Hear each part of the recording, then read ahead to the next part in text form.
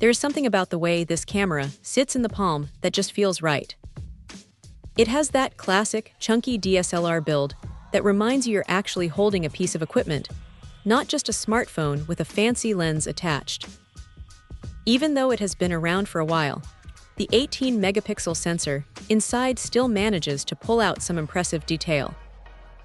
It is not trying to compete with the latest mirrorless giants, but for someone who wants to learn the ropes or just needs a solid, dependable shooter, it hits a sweet spot.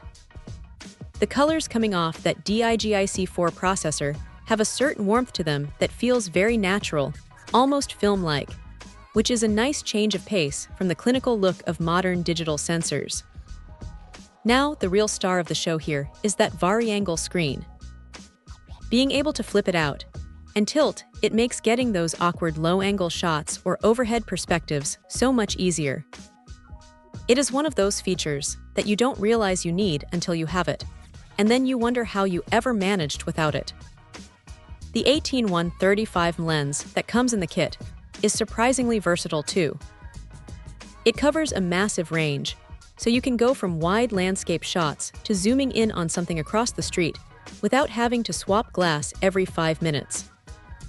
It is a bit of a jack of all trades, which is perfect if you are traveling and don't want to lug around a heavy bag of gear. That said, it is not perfect.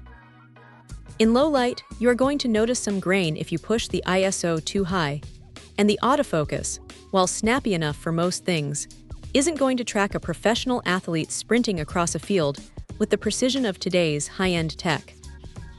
You might find yourself wanting a bit more speed if you are strictly into sports photography. Also, the menu system takes a little bit of getting used to. It is not as intuitive as the touch-heavy interfaces we see on newer devices, but once you get the hang of that multi-control dial, you can fly through the settings without taking your eye off the viewfinder. It is a tactile experience, and for a lot of people, that is exactly what photography should be. It is not about having the most megapixels or the fastest burst rate on the planet. It is about having a tool that is comfortable, reliable, and capable of capturing the moment exactly how it looks to the eye. If you can find one in good condition, it is still a fantastic way to get into serious photography without breaking the bank. It is a workhorse, plain and simple, and sometimes that is exactly what you need.